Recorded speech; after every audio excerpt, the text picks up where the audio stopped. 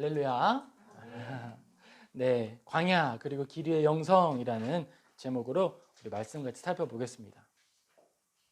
사실 성경에 보면 어떤 성경은요 말할 게 너무 많고 우리가 같이 생각해야 될 게 너무 많아서 도저히 멈출 수 없는 그런 성경이 있어요.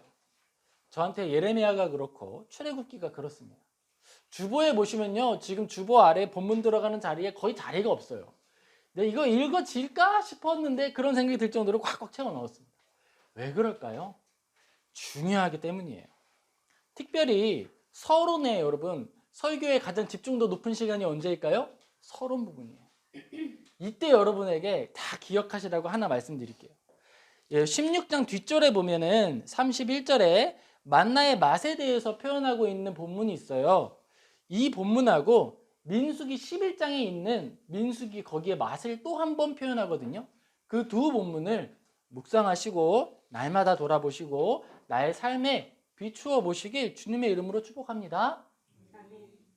제가 서론에 왜 이렇게 말씀을 드리냐면 우리가 광야, 길 위의 영성, 하나님 앞에 바로 서는 것, 이 일을 위해서 하는 게 묵상인데 특별히 우리 안에 나의 건전성에 대해서 어떻게 돌아볼 것인가라는 질문과 대답, 우리의 인생의 리트머스 시험지 같은 말씀이 그 두 본문이기 때문에 그래요. 만나의 맛은 변하지 않았는데 왜 누구는 맛있게 먹고 그들은 왜 후에 맛없게 먹었는가? 그 질문을 스스로 던져보시고 답을 찾아 나아가는 주님의 성도님 되시길 예수님의 이름으로 축복합니다. 기독교에는요, 이 영성이라는 말이 있어요. 스피리추얼리티라고 말을 하죠. 이건요, 신학적인 진영이나 어떤 역사적 전통에 따라서는요, 받아들이기도 하고 거절하기도 해요.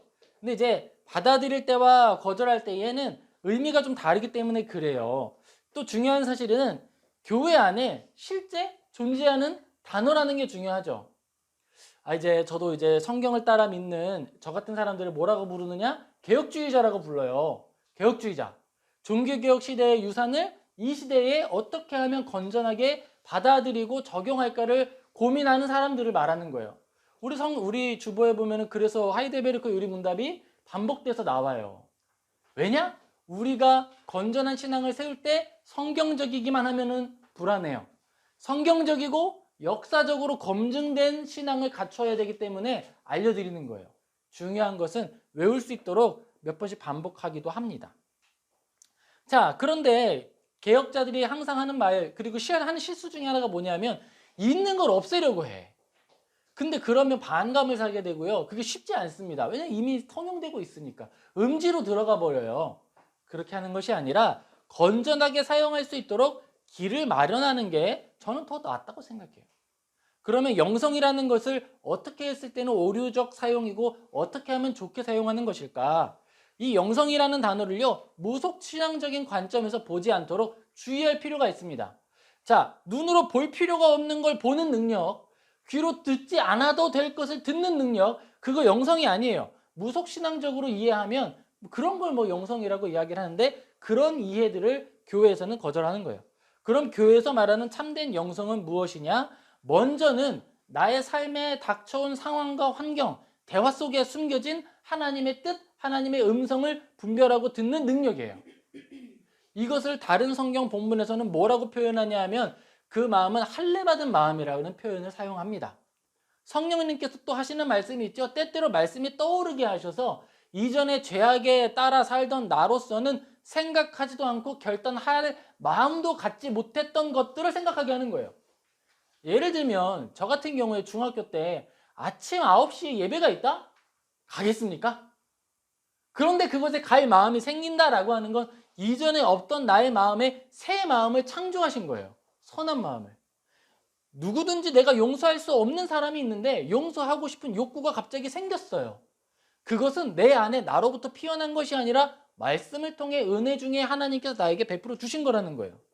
그런 것들을 손에 탁 쥐는 것이 바로 영성이라는 거예요. 영성. 자, 또 영성은 이런 것도 있는 겁니다. 우리 삶에 갑자기 자다 보면 깰 때 있죠? 되게 억울할 거예요. 예를 들자면 갑자기 자는데 확 자는데 엄청 피곤했거든요. 새벽 5시에 탁 눈이 떠집니다. 4시 45분에 눈이 탁 떠져요. 그럼 뭐예요? 영성이 없는 사람 뭐라고 생각하죠? 아, 짜증나. 더 자야 되는데. 다시 자도 3시간밖에 더 못 자네. 이런 생각을 할 수도 있어요. 영성 깨어있는 사람 어떻게 할까요? 사무엘처럼 기도하라는 뜻인가? 자, 기도에 엎드리는 거예요. 주여, 주의 종이 여기 있나이다. 말씀하소서. 잠들죠. 깊이 잠들어요. 저도 그러는 거죠. 저도 영성이요. 좋을 때 있고 안 좋을 때 있어요. 하나님 앞에 깨면 엎드리는 게 이제 새벽 기도의 훈련이 돼 있으니까 합니다. 그런데요, 그럴 때 있어요. 연약할 때에는요, 엎드리기는 엎드려요. 근데 침대 밖에 나가면 위험하잖아요. 춥잖아요. 그러니까 이불을 쓰고 이불 안에서 이렇게 엎드려서 그 정신을 잃고 쓰러져 다시 하죠. 하지만 무릎을 꿇는다는 거예요. 여러분, 그게 영성입니다. 그런 의미에서 오늘 우리 성경 본문이 말하고 있는 주제는요, 바로 영성 훈련이 되는 거예요. 영성이라는 것은요, 우리의 삶과 생각을 구성하는 기초 자원이에요.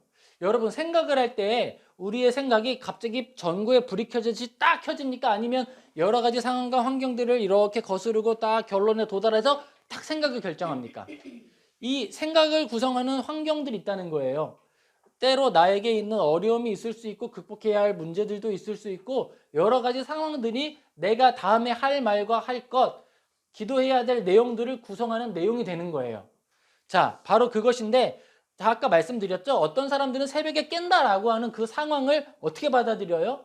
나는 피곤한데 내 육체가 잠을 자지 못하게 됐다라고 하는 욕구 중심의 해석을 하는 거예요. 그런데 믿음에 있는 사람들은 내가 딱 깨어난 것이 우연이 아니라 하나님이 나를 깨워주신 것이다 라고 하는 관점으로 생각해보고 하나님 앞에 한 번 더 엎드려 기도할 기회를 얻는 거예요. 이게 영성이라는 거예요. 우리의 환경을 믿음 안에서 새롭게 구성하고 그 안에서 믿음으로만 도달할 수 있는 결론으로 나아가는 것, 그것이 바로 영성이라는 겁니다. 자, 바울은요, 고린도전서 1장 23절에 이렇게 이야기합니다. 제가 말씀 읽어드릴게요. 우리는 십자가에 못 박힌 그리스도를 전하니 유대인에게는 거리끼는 것이요 이방인에게는 미련한 것이로되 오직 부르심을 받은 자들에게는 유대인이나 헬라인이나 그리스도는 하나님의 능력이요 지혜니라. 우리는요, 미련한 자라 그거예요. 믿는 사람들이 없는 자리에 가서 회식 자리에 가가지고 이런 얘기를 해보십시오. 사람들이 뭐라고 반응하나? 내가 새벽에 깼는데 하나님이 깨워주셨거든. 그래서 난 기도를 했지. 그래서 참 많이 피곤한 것 같아. 회식 자리에서 뭐라 그럴까요? 바보 아니야? 그러겠죠. 빨리 자야지. 수면장애 있는 거 아니야? 수면약을 먹어야지. 바보라고 여길 거예요. 하지만 믿음 안에서 믿음으로 대화하는 사람들은 어떻게 받아들이고 어떻게 해석을 하게 될까요? 그거 좋은 생각이구나. 그렇게 나도 한번 해볼까? 이것은요, 믿음 안에 믿음으로 바라볼 때에만 이룰 수 있는 믿음의 결론이에요. 영성이죠. 오늘 우리는 함께 출애굽기를 통해서 어떤 영성을 하나님이 원하시는지 한번 생각해 보겠습니다. 출애굽기 16장 4절입니다. 출애굽기 16장 4절 같이 읽겠습니다. 그때에 여호와께서 모세에게 이르시되 보라 내가 너희를 위하여 하늘에서 양식을 비같이 내리리니 백성이 나가서 일용할 것을 날마다 거둘 것이라. 이같이 하여 그들이 내 율법을 준행하나 아니하나 내가 시험하리라. 아멘. 아내하고 이제 식탁에서 교제를 하고 대화를 나누면서 이런 이야기를 한 적이 있습니다. 아내가 이야기를 하는 거예요. 하나님께서 광야를 걷는 동안에 신발이 떨어지지 않게 하셨는데 배가 고프게 할 수 있는 능력은 없으셨냐? 그래서 내가 말했죠. 당연히 하실 수 있었지. 하지만 어떻게 하셨어요? 하나님은 배가 고파지고 아침에 일어나서 가서 만나를 가져오는 방법으로 살게 하셨어요. 근데요, 그 만나가 주어지는 시간이 언제죠? 만나가 주어지는 시간은요, 해 뜨기 전이에요. 광야, 여러분 광야 좋은 시대죠? 좋은 거예요. 왜냐하면요, 먹을 게 그냥 주잖아요. 일하지 않아도 된다는 거 아닙니까? 그러면 어떻게 되는 거예요? 저녁형 인간은 빛을 발하죠. 하나님 만나요? 저요 아침에 못 나가요. 저는 저녁형 인간이거든요. 이거 통하는 말이에요? 아니에요? 아니에요. 저녁에 나가면 만나가 없어요. 해 뜨기 전 새벽에 나가야만 만나가 있어요. 해 뜨기 전 새벽에 만나를 먹기 위해서 뭘 해야 돼요? 일찍 자야 돼요. 일찍 자는 것부터가 경건의 시작입니다. 일찍 일어나는 게 경건이 아니에요. 일찍 자는 게 경건이에요. 그래야 다음 일 시작할 수 있잖아요. 만나 가지러 갈 수 있잖아요. 만나를 가지러 가는 훈련, 그걸 하는 겁니다. 이스라엘 사람들은요, 300년 전에 가나안 땅에서 살던 사람들이죠. 그들은요, 가나안 땅에 있다가 요셉이 총리가 됐을 때 고센 땅으로 이주한 사람들이에요. 고센 땅에서 그 숫자가 많아질 때까지 살았죠. 자, 그곳에서 사는 날 동안에 가나안에서 살 때를 생각해 보자고요. 가나안에서 이스라엘 사람들이 살았을 때 어떤 역할을 했나요? 헷 족속을 한번 생각해 봅시다. 아브라함이 땅을 샀죠. 헷 족속에게 땅을 샀어요. 헷 족속은 하나님의 민족이 아니죠. 그런데 아브라함이 그 땅에 같이 사는 동안에 헷 족속에 뭐라고 고백을 합니까? 당신은 하나님이 우리에게 세운 지도자이십니다. 당신이 죽은 자를 위하여 밭을 달라고 하면 주지 않을 사람이 없습니다. 우리에게 달라고 하십시오. 아, 여러분 고맙습니다. 나는요, 막벨라고를 원합니다. 그곳을 원하는데요, 팔아주실래요? 아유, 그거 은 400인데 내가 안 받아도 되니까 하십시오. 아니요, 이 돈 받아주세요. 받고 샀죠. 그 땅이 헤브론이에요. 여러분, 가나안 땅에 있는 사람들은요, 아브라함이 그 땅이 살았다는 사실 때문에 하나님을 아는 복을 누린 거예요. 그게 복입니다. 하나님의 사람들이 그 땅에 살고 있었다는 것 자체가 복이에요. 자, 가나안 땅에서 이스라엘 사람들이 떠났습니다. 야곱을 마지막으로 이스라엘 사람들이 싹 모여가지고 나와버렸어요. 그 후에 시간이 약 300년이 흐른 후에 어떻게 됐을까요? 가나안 땅은요, 하나님께 심판받는 땅이 됐어요. 하나님이 아브라함에게 약속하십니다. 너의 자손들이 모래알처럼 많아질 거야. 그 모래알처럼 많은 자손들에게 가나안 땅을 줄 것이다. 하지만 지금은 아니야. 왜냐하면 이 땅에 있는 민족의 죄가 가득 차지 않았기 때문이다. 그래요. 그런데 가나안 땅에 죄들이 가득 차가지고 하나님께서 이제 정복해라, 그들을 몰아내라, 그들을 다 멸망시켜라 라고 하는 시점이 언제입니까? 광야 시절이 끝난 출애굽 후에 이스라엘 사람들이 여호수아를 통해서 들어가는 그 시점부터 시작되는 거예요. 하나님의 사람들이 가나안을 떠났더니 그 땅에 하나님을 아는 지식이 전혀 없어졌어요. 이스라엘 사람들은요, 이 광야에서 무엇을 준비하는 거예요? 광야에서 머물러 있다라고 하는 것은 우선적으로 그들이 준비되지 않았기 때문에 하나님께서 약속하신 약속의 땅에 들어가지 못한다라고 하는 징계적인 의미가 있습니다. 그것은 근데 전부는 아니에요. 그 안에서 무엇 훈련을 하느냐? 하나님의 도구로 살아가는 훈련을 하는 거예요. 자, 그들은 이스라엘이 가나안 땅에 들어갈 때 내가 그냥 살고 싶다고 막 들어가서 사는 게 아닙니다. 그 안에 들어갈 때는요, 전쟁을 해야 돼요. 성읍을 무너뜨려야 됩니다. 그런데 그것을요, 하나님은 징계, 심판이라고 이야기하는 거예요. 특별히 그것을 성경에서는 히브리어로 헤렘이라고 표현을 합니다. 여호수아 6장 21절에 나타나는데요. 나중에 한번 찾아보세요. 첫 번째 도성을 점령했을 때 그 땅에 있는 아름다운 것들, 양식들, 그걸요, 내 것으로 취하질 않아요. 어떻게 합니까? 다 불태워버려요. 돌 위에 돌 하나 남기지 않고 다 무너뜨리고 다 불태워버려요. 이스라엘 사람들의 이스라엘 땅에 가서 유적을 발굴하는 사람들이 이스라엘 사람들이 이 침투 루트, 그러니까 점령했던 루트인지 아닌지 확인하는 방법이 있습니다. 뭔지 아십니까? 그것은요, 창고를 확인하는 거예요. 성이 있잖아요. 그 성에는 성의 곡식을 모아놓는 창고가 있어요. 거기를 탁 확인을 해보는 거예요. 유적 발굴을. 그곳에 타다 남은 쌀이나 곡식이 남아있다? 손도 안 된 양식이 남아있다? 그럼 이스라엘이 침략한 거라는 거예요. 원래 전쟁을 하면 가장 먼저 어디부터 털어야 됩니까? 창고부터 터는 거예요. 그리고 집에 들어가서 귀금속부터 얻어내는 거예요. 그게 전쟁이에요. 전쟁이라는 것은요, 영토를 얻고 자신이 농사짓지 않은 땅의 소산을 얻을 수 있는 국가 단위의 이익행위예요. 이 일을 위해서 투자하는 그럼 투자 내용은 무엇입니까? 생명이에요. 생명을 담보로 내가 영토를 얻고 생명을 담보로 농사짓지 않은 땅의 소산을 얻는 것이 그것이 전쟁인데, 이스라엘 사람들에게 전쟁은 뭐예요? 하나님의 심판 실행이에요. 징계 실행입니다. 그래서 그 땅에 있는 여리고 성이나 여러 성들을 점령할 때 그것을 내 것으로 취하지 않았습니다. 여호수아가 담대하게 이야기하는 게 있어요. 절대로 그 성 안에서 너희들을 위하여 옷을 취하지 말고 금을 취하지 말고 그곳에 있는 재물들을 탐내지 말아라. 꼭 그런 말 안 듣는 사람 있죠. 꼭 잡아가지고 장막 안에 숨기고 있다가 들켜서 죽었죠. 돌무덤이 생기고 하나님의 말씀을 거역하면 죽는다라고 하는 증거가 생겨버리게 되는 거예요.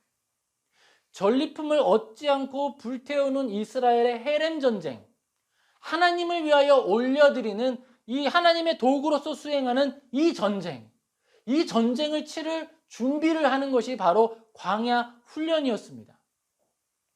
이스라엘 사람들은요, 같은 것을 먹어요. 그리고 같이 자고 같이 일어나요. 이거 무슨 훈련이죠? 군대 훈련이에요. 군대 훈련. 우리 모세를 한번 생각을 해봅시다. 인간 모세의 삶을 생각해 봅시다.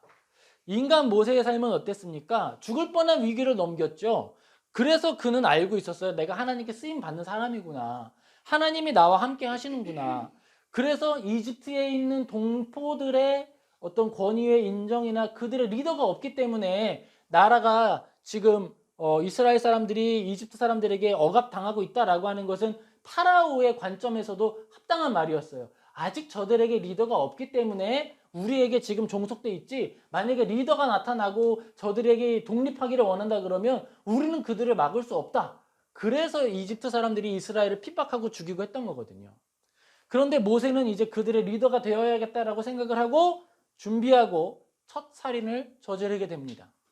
다른 사람을 죽인 것도 아니고요. 이스라엘 사람을 아주 심하게 핍박하던 관리인을 죽인 거였어요. 그런데 이집트 사람이 아니라 이스라엘 사람이 모세를 향하여 너 이번엔 나도 죽이려고 하는 거냐? 라고 말을 하게 되고 도망자가 신세가 됩니다. 하나님께서 나를 쓰시겠다라고 하는 어떤 감각은 있었지만 뭐는 없는 거예요? 올바른 영성이 없었던 거예요. 그러니까 살인을 방법으로 일을 하려고 하는 것이죠. 하나님이 그를 도망자로 만드시고 이름을 바꾸세요. 게르솜. 장인어른이 지어준 이름이거든요. 무슨 뜻일까요? 이방인 나그네. 이야, 이방인하고 나그네라는 세조를 보냅니다. 근데 모세가 몇 살부터 쓰임을 받았을까요? 성경이 없기 때문에 계산을 좀 해봐야 돼요. 자, 몇 세에 죽었습니까? 기록이 되어 있습니다. 120세. 그리고 광야 몇 년 했습니까? 40년. 그럼 출애굽을 언제 시작했을까요? 80세. 자, 내가 사람을 때려서 죽일 수 있을 만큼, 그리고 정치에 대해서나 여러 가지로 혈기가 있을 만큼 젊었어요. 몇 살이었을까요? 네, 20, 30대. 그때로부터 80세까지 뭐 하는 거예요? 이방인 나그네로 사는 거예요. 준비시키시는 거예요. 그에게는요, 하나님께서 쓰시겠다라고 하는 능력도 있었고 여러 가지 도구들은 있었지만 뭐가 없었어요? 영성이 없었어요. 나에게 주어진 상황이나 환경에 대해서 어떻게 반응해야 하는지 알지 못했습니다. 그러니까 하나님이 어떻게 하시는 거예요? 준비시키시는 거예요. 스톱. 그렇게 80살까지. 내가 아무것도 할 수 없다라고 생각할 때까지. 80살이 되자 이제 모세는 하나님께 쓰실 만한 사람이 됐어요. 특징이 나타났는데요. 모세의 이제 누이와 형이죠. 아론, 이 둘이 모세를 비방하는 사건이 발생합니다. 그때 성경이 기록을 해요. 모세는요, 그 땅 가운데 가장 온유한 사람이었더라. 민수기 12장에 기록이 되어 있습니다. 그 온유함이 준비되고 그 인내가 준비됐을 때 하나님은 쓰시기 시작하는 거예요. 그리고 이스라엘 사람들을 인도해 내었고요. 이스라엘 사람들과 함께 길을 걷게 하시는 거예요. 출애굽기 16장 11절에서 12절 우리 같이 읽겠습니다. 여호와께서 모세에게 말씀하여 이르시되 내가 이스라엘 자손의 원망함을 들었노라. 그들에게 말하여 이르기를 너희가 해질 때에는 고기를 먹고 아침에는 떡으로 배부르리니 내가 여호와 너희의 하나님인 줄 알리라 하라 하시니라. 아멘. 모세에게도 그렇고 이스라엘 사람에게도 그렇고 하나님이 먼저 주시는 성숙의 여정이 있습니다. 뭐냐 하면 하나님 살아계심을 보여주는 거예요. 모세에게는 어떻게 보여주셨죠? 일단 80세까지 보류, 사용 보류. 이게 제일 무서운 일일 수 있어요. 사용 보류를 80세까지 하시고 그리고 처음에 다시 부르시기 시작했을 때 그에게 하나님의 살아계심을 알려주는 거예요. 모세에게 어떤 마음이 들었을까요? 왜 하나님 이제서야? 하나님 살아계시다면 왜 나를 이때까지? 이런 생각 들었을 겁니다. 그런데 그 모든 걸 넘어서서 나는 하나님이다 라고 선언하시는 거예요. 하나님은 이스라엘 사람들에게도 똑같이 행동하십니다. 똑같이 보여주세요. 내가 하나님이다. 왜 우리를 종되게 만드셨습니까? 왜 우리를 고통스럽게 두셨습니까? 내가 하나님이다. 나는 주권을 가진 자다. 나는 너희들의 왕이다. 그리고 내가 전능하다라고 하는 사실을 너희들에게 보여주겠다. 그런데 이것을요, 글로만 보여주시는 게 아니라 어떻게 보여주시죠? 넌 먹을 거야. 고기를. 그리고 넌 먹을 거야. 알지 못하던 것을. 그러므로 내가 살아있는 하나님이라는 사실을 알 것이다라고 선언하시는 겁니다. 하나님이 우리에게 찾아오시고 우리를 붙드시는 방법은요, 경험적 방법이에요. 놀라운 사실입니다. 배가 고프게 되었다라고 하는 것이 저주가 아니라 축복일 수 있는 것은요, 내가 내 삶에 하나님을 경험할 수 있게 되었다라는 거예요. 이스라엘 사람들이 광야까지 갔는데요, 만약에 배도 고프지 않는다 그러면 하나님을 경험할 기회가 없어요. 그냥 눈으로 구름기둥 불기둥 보는 게 끝이겠죠.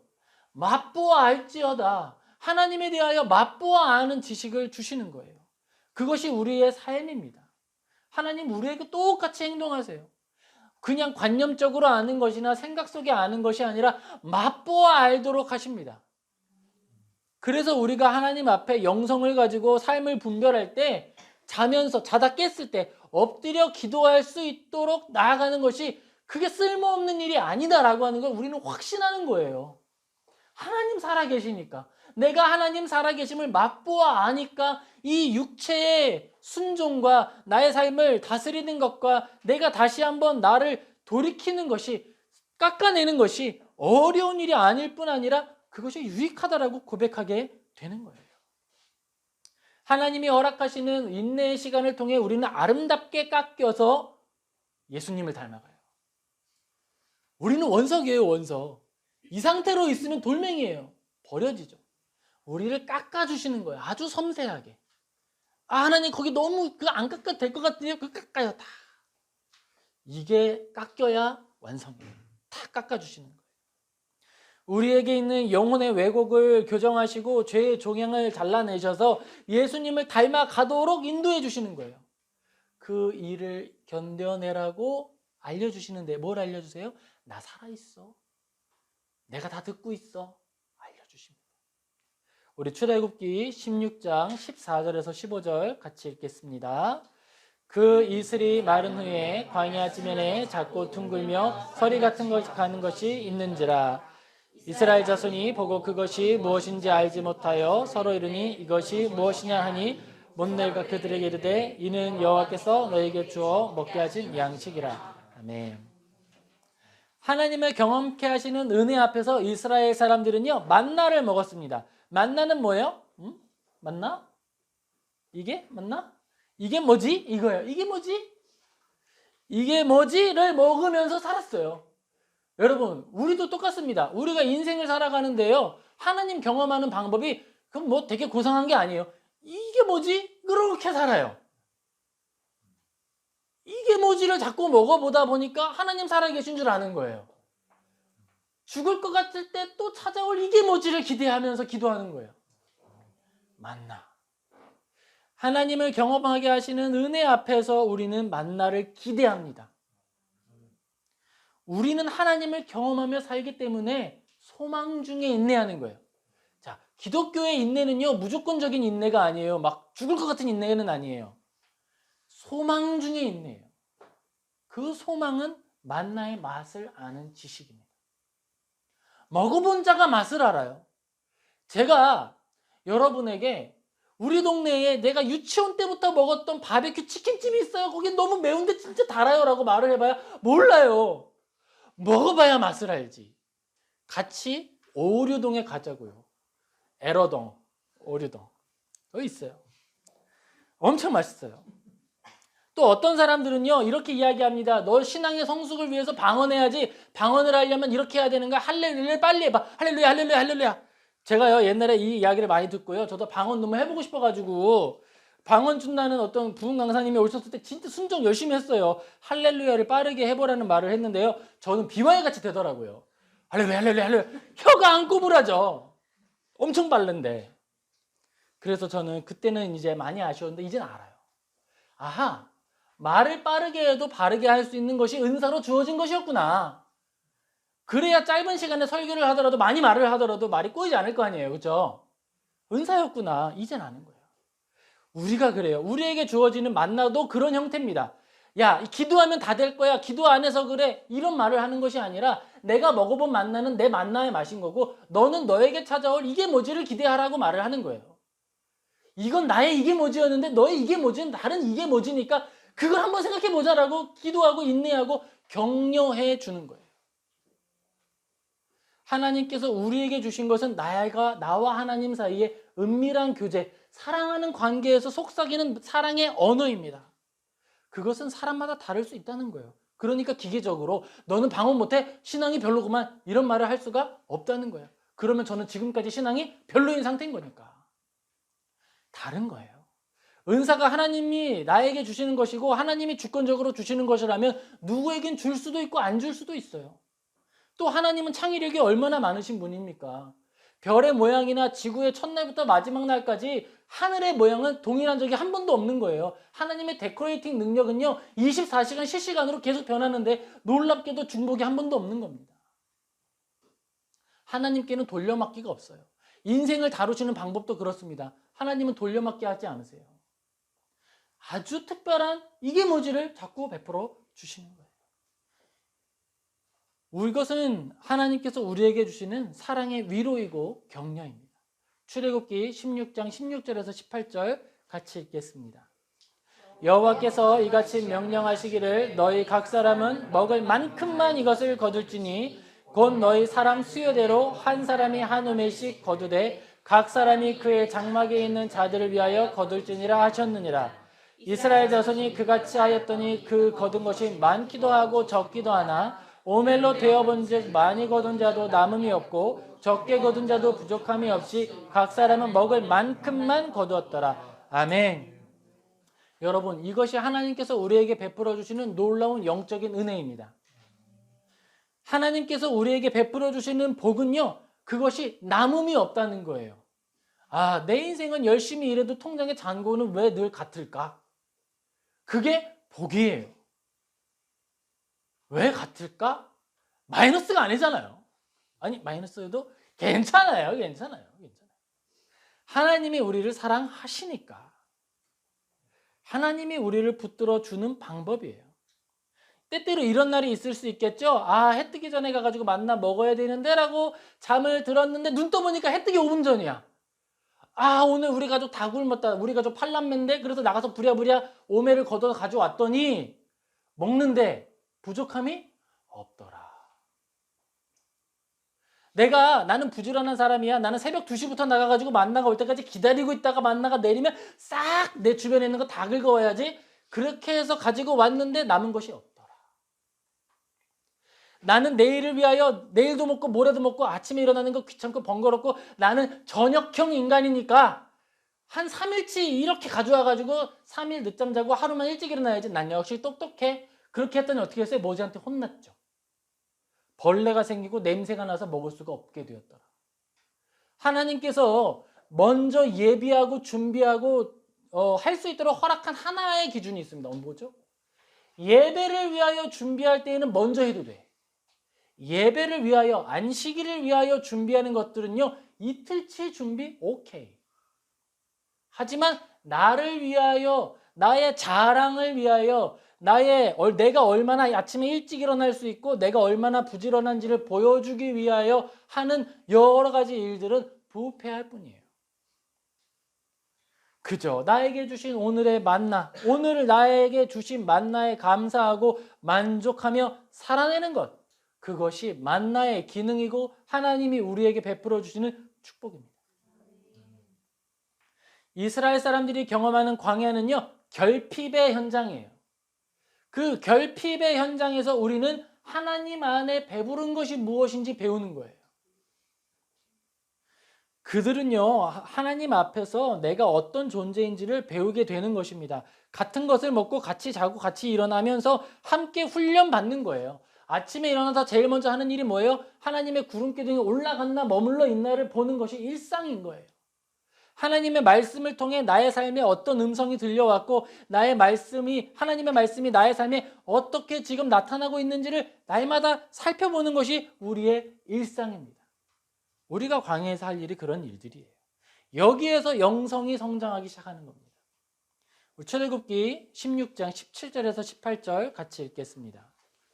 이스라엘 자손이 그같이 하였더니 그 거둔 것이 많기도 하고 적기도 하나 오멜로 되어본즉 많이 거둔 자도 남음이 없고 적게 거둔 자도 부족함이 없이 각 사람은 먹을 만큼만 거두었더라. 아멘. 강조합니다. 먹을 만큼만 거두었다라는 겁니다. 예수님께서도 기도하라 하실 때 말씀하시죠. 일용할 양식을 주십시오라고 기도하라고 알려주시는 거예요. 우리에게 있어서 경건은 일용할 양식으로부터 시작하는 거예요. 내가 못 나눌 만큼 주시는 것이 아니에요. 나눌 수 있는 만큼 주시는데요. 어떻게 주시냐면 이런 마음이 꼭 들어요. 이거 나누고 나면 난 뭐 남아? 근데 경건이에요. 그게. 이걸 나눠 콩 한쪽밖에 안 되는데 그걸 나누는 게 경건이야.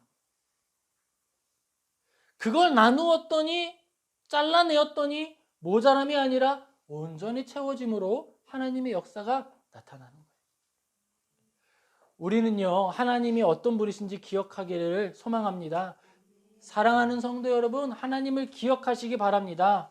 먼저 하나님은 우리를 바꾸시는 분이라는 사실, 하나님이 원하신다면 내가 80세가 될 때까지 대기, 보류 상태로 훈련시킬 수 있는 분이라는 사실을 기억하시기 바랍니다.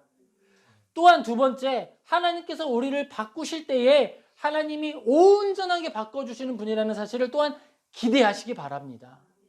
그리고 우리가 인내하게 하실 때 불안과 고통 중에 인내하는 것이 아니라 소망 중에 인내하게 하시는 분임을 기대하는 성도님 되시길 주님의 이름으로 축복합니다.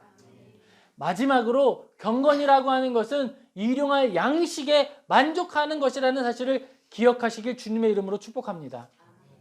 일용할 양식이기 때문에 나눌 수 없어가 아니라 일용할 양식이 있기 때문에 나눌 수 있어 감사한 거예요. 그런 감사가 저와 우리 여러분의 삶에 언제나 피어나기를 주님의 이름으로 축복합니다. 우리 같이 기도하겠습니다.